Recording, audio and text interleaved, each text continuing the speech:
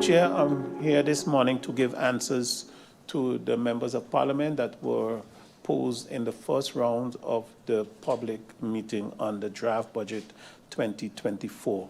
Madam Chair, the first question is from the Member of Parliament, Akeem Arundel. Are there any plans between the Ministries of Justice, VSI, and Education to tackle the issue of troubled youth, and what are the temporary solutions? The answers: youth having challenges in our education system can be assisted via various means. The first line of assistance in schools is via the school internal care system. Students can be referred to for additional support via external referral pathways established, and there are different referral pathways depending on the school and the problem that the student present themselves with.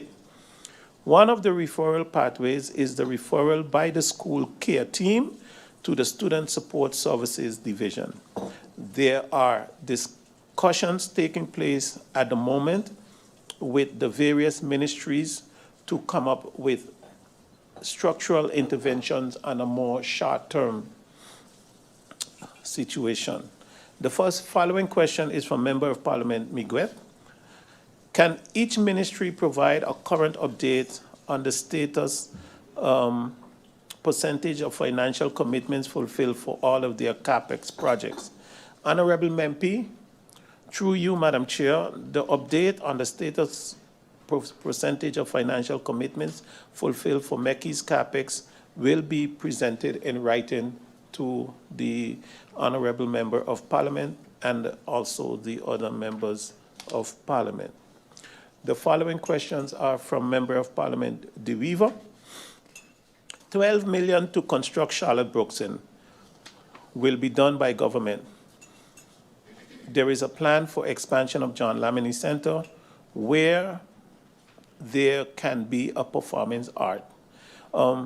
Where of the John Lamini Center will be expanded?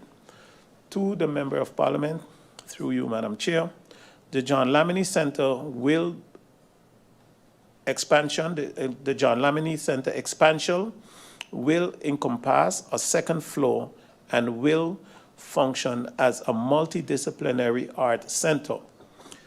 These will include expansion of dance rooms, storage rooms, recording studios, visual art rooms, and eventually a small theater in the courtyard.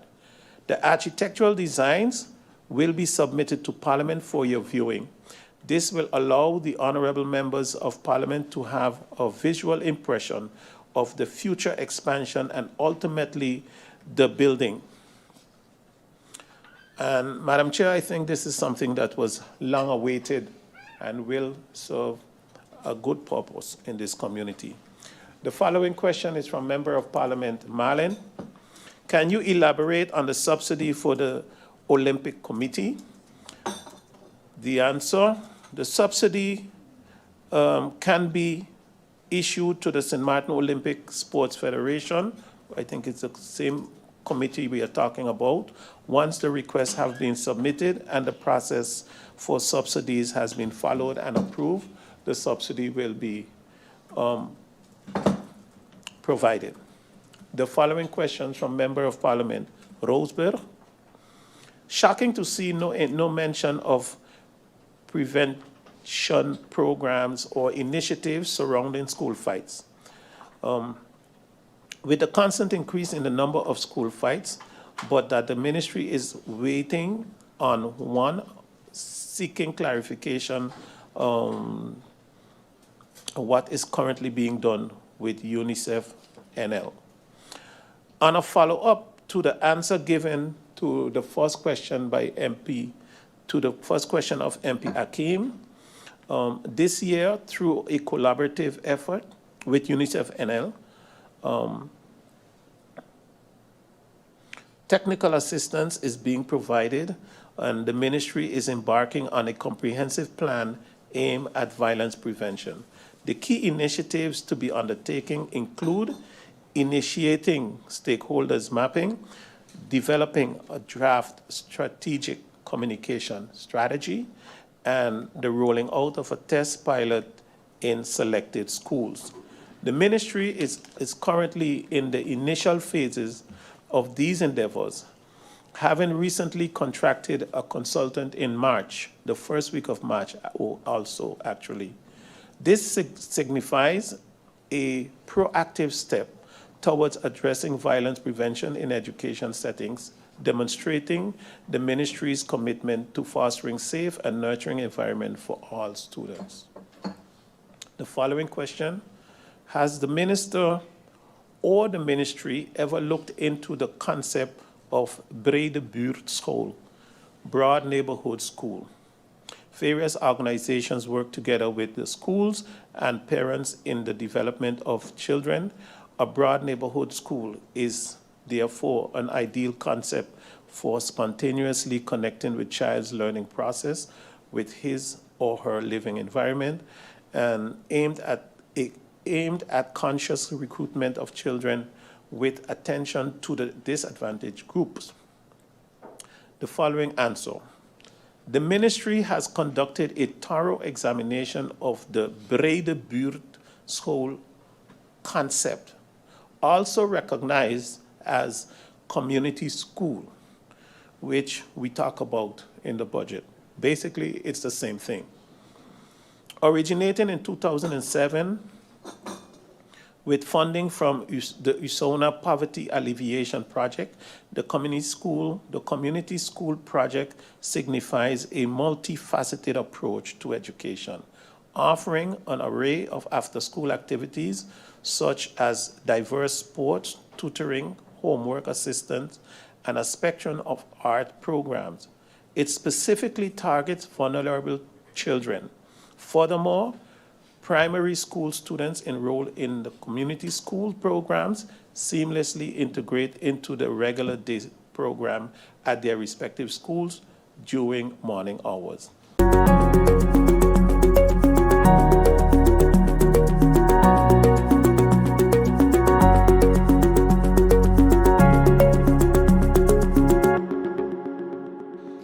The minister, through you, Madam Chair Lady, indicated that the list and, I guess, further explanation of CAPEX projects of this ministry will be provided in writing. And my question is, when? The John Lamini Center and the design will be provided to Parliament. When?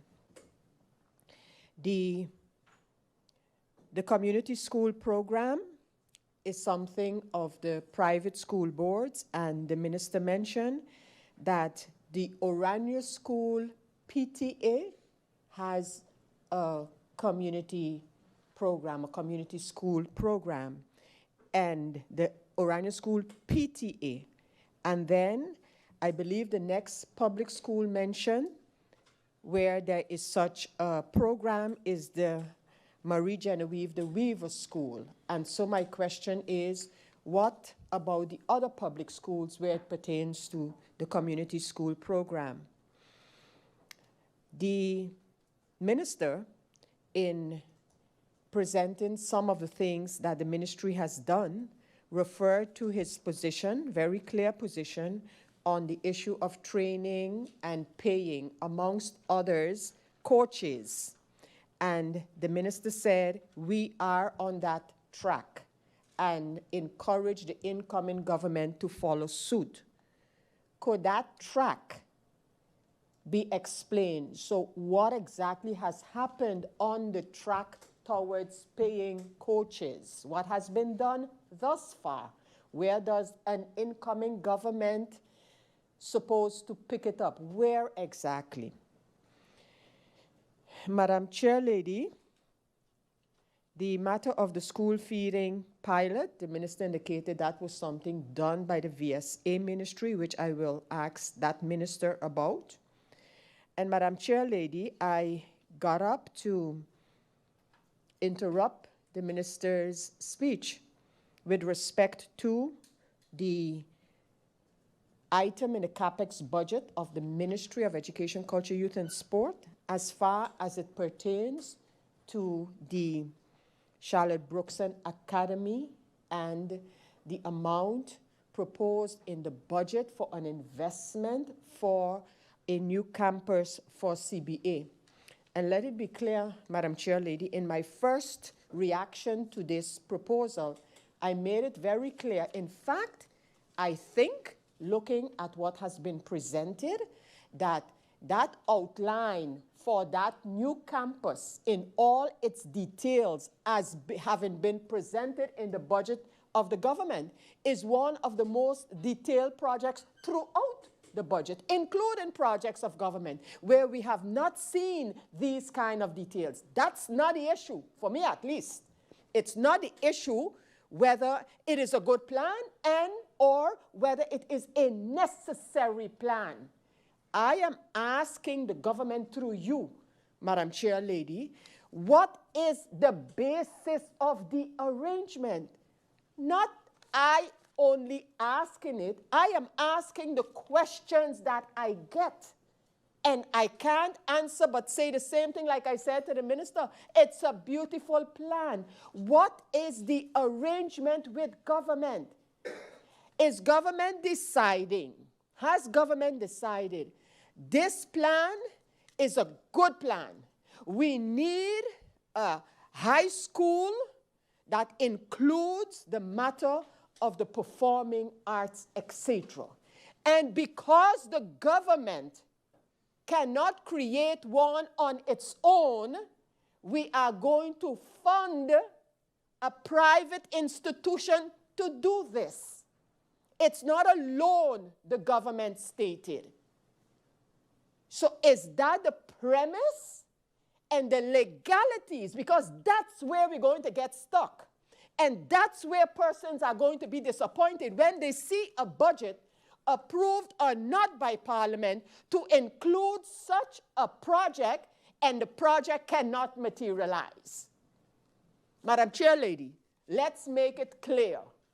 For the Charlotte Brookson Academy to come into being, I was the one involved. So I know. And I know what it took them to get that type of education going. I know.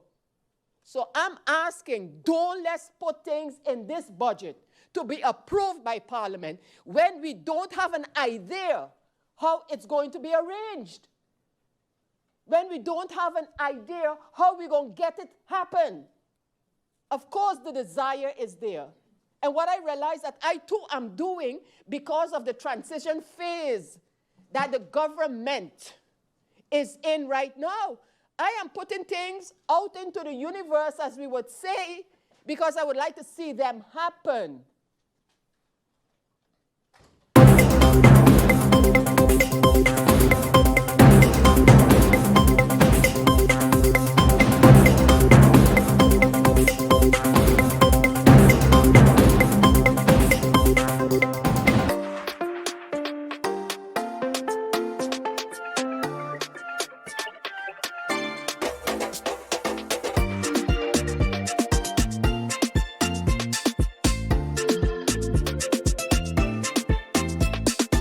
For all of life's twists, turns, and defining moments, RBC is a blend for all of you.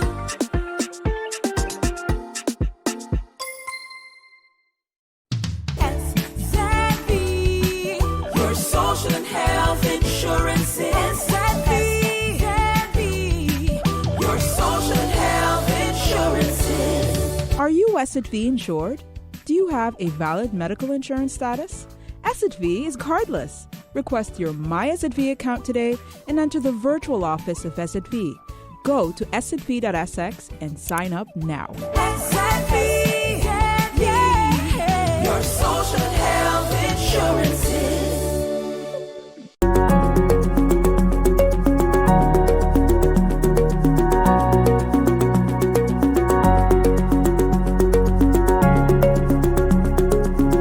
First question, it was stated that there is a consultant.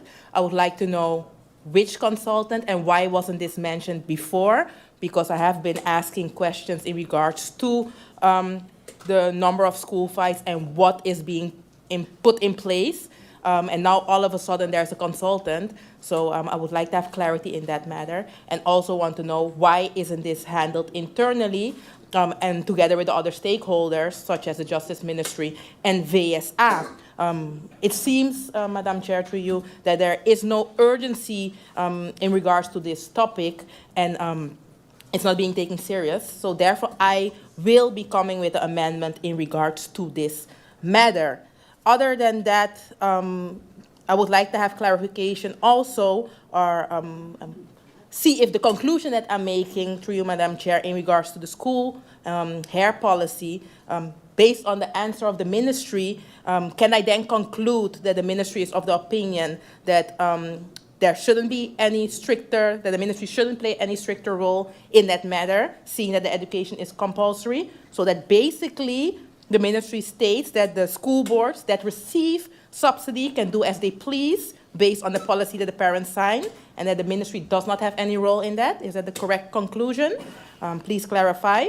In regards to the swim team, seeing that the swim team already made the trip and funding has not been provided, I'm asking myself, how is that possible? How can, after the fact, the funding be provided that was requested before traveling, seeing the 2 months period? Where is it going wrong?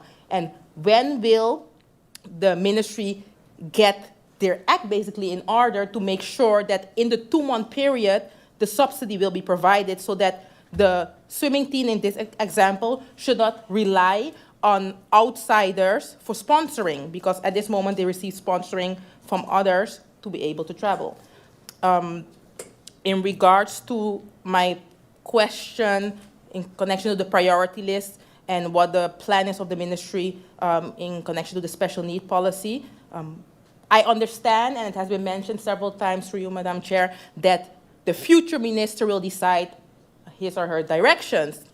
Okay, that's clear. But my question is to provide Parliament with a plan. And seeing that the ministry has not provided that plan, can I then conclude that there is no plan? My question hasn't been answered, and I haven't received the plan. In connection to question number 4, beleidsterrein, jeugdbeleidsplan, my question was, what is the status of the youth policy and its implementation?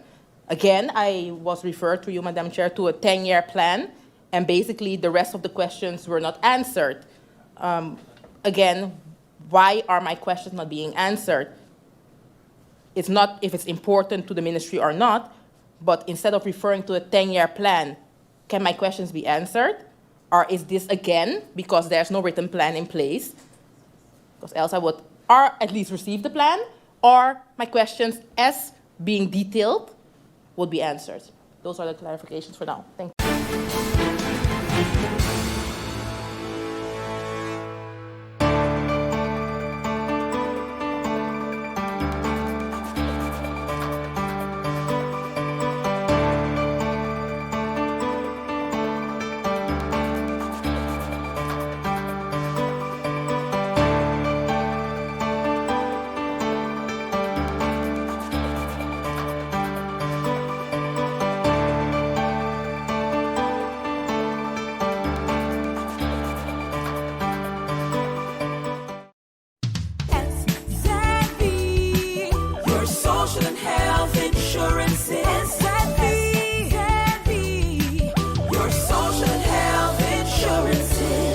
Are you SXM insured?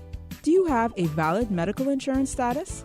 SXM is cardless. Request your My SXM account today and enter the virtual office of SXM. Go to sxv.sx and sign up now. SXM, yeah. Your social health insurances.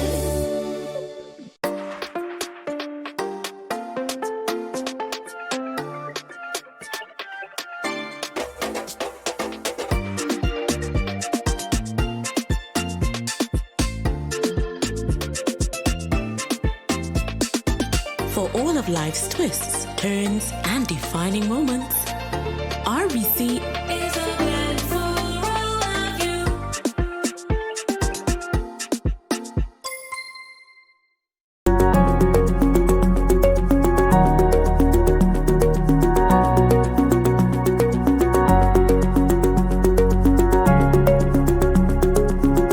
start right away with the answering of the questions of the first round, and I start with MP Arundel. The question was regarding an update on tax reforms. On November 7, 2023, the Antwerp van Landverordening Belastinghervorming Phase 1 was submitted to JZB to be proceeded to Parliament. This proposal, yes. On November 10, 2023, the draft National Ordinance Review of Formal Tax Law presented to the Governor for forwarding to Parliament.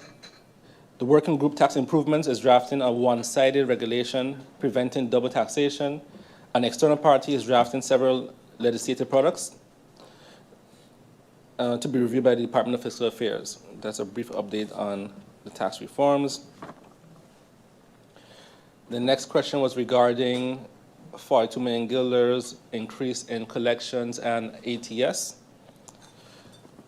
Our current formal tax ordinance is outdated and includes possible cooperation with the Stichting Overheidsbelasting Accountants Bureau, the SBAB. For any cooperation with ATS, it is desirable for the formal tax ordinance to be revised. On November 10, 2023, the draft National Ordinance revision of the formal tax ordinance was proceeded to the Governor to be proceeded to Parliament. Once Parliament approves this draft National Ordinance, cooperation with the ATS can be further discussed. The next question was regarding an update on the new stickers. In 2023, the amount collected for the period January to date was about 7 million guilders, and in 2024, an amount to be collected over the same period is 7.9 million guilders.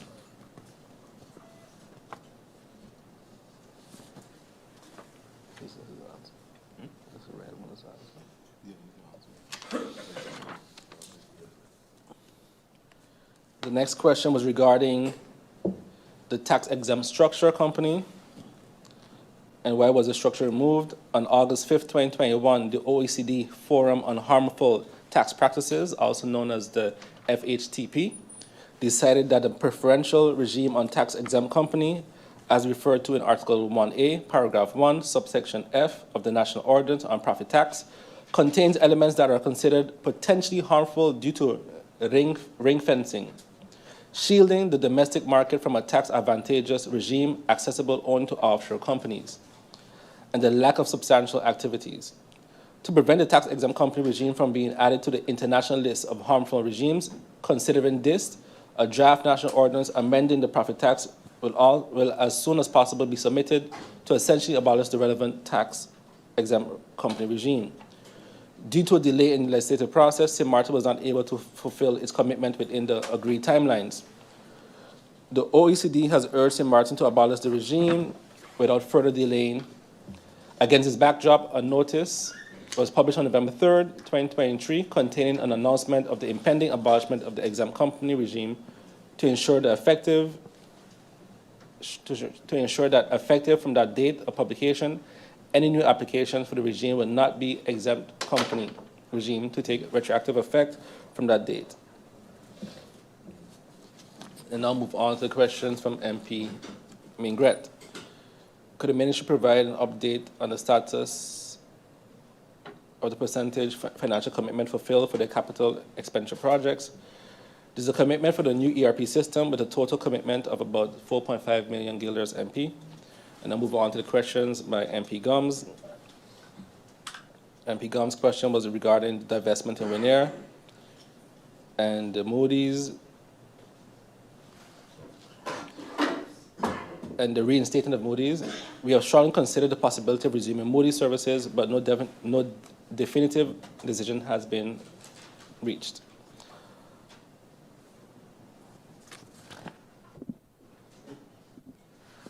And now move on to the questions posed by MP Helga Martin. MP Helga, the written legal advice based on the reappointments was her question. First, to clarify the situation on previous questions regarding the cadastre from MP Grisha Helga Martin.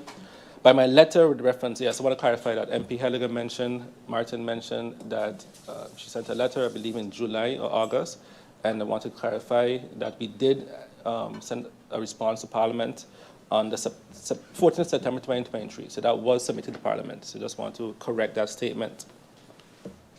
By my letter with reference to 4751B of September 14, 2023, the questions of MP Grisha Helga Martin regarding the cadastre as received by the letter with reference UV-204-2022-2023 of July 11, 2023 were answered and sent to Parliament. Regarding the legal advice on which the appointment of the members of the SBOD took place, in accordance with Article 9 of the National Ordinance, Corporate Governance, pertaining to appointments of the Supervisory Board of the Cadastre and Land Registry, in accordance with the National Ordinance, Corporate Governance, the Corporate Governance Council was requested for its legal advice on September 12, 2023, and the advice from the Corporate Governance Council of October 2, 2023 was received. In addition, the appointment of the SBOD board members is accordance with Article 3, first and second paragraph of the National Ordinance, privatization, land registry, and mortgage sector, and Article 9, first, second, third, and fifth paragraph of the statutes of the Cadastre and Land Registry. In accordance with the mentioned legislations, the members are appointed by national decree, which decree was approved by the Council of Ministers, signed by the Governor, and contrasigned by myself, after which the Department of Legal Affairs and Legislation published the national decree in the National Gazette, number 30 of December 22nd, 2023, in accordance with the National Ordinance on Publication and going into effect of regulations. Based on Article 4, third paragraph of the National Ordinance, Corporate Governance, the advice from the Corporate Governance Council on the intention to appoint the members of the SBOD is to be shared with Parliament by the Corporate Governance Council.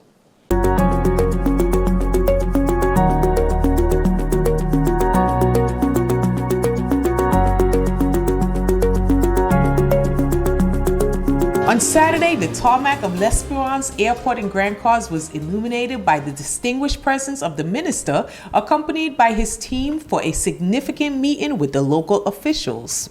This meeting was marked by the presentation of development projects for the Port of Gallows Bay and Grand Cause Airport, which aimed at propelling St. Martin towards new horizons of development. In an atmosphere marked with collaboration, elected officials and representatives of the ministry discussed strategic initiatives intended to strengthen the island's port and airport infrastructures. These projects, true symbols of progress, promise to boost the local economy while enhancing regional connectivity. After this successful meeting, attention turned to the long-awaited inauguration of the Marigot Ferry Terminal. In the presence of territory elected officials, dignitaries from Anguilla, representatives of local institutions, as well as partners and key players of this major project, the ceremony was a moment of celebration and collective pride. This new maritime infrastructure embodies St. Martin's determined commitment to strengthen its ties to its neighbors and providing its residents and visitors with modern and functional facilities. As a symbol of progress and regional cooperation, the Marigot Ferry Terminal opens up new perspectives for the harmonious development of the island. Together, these underline the determination of the ministry and local authorities' determination to breathe new life into St. Martin by building a promising future firmly focused on tomorrow.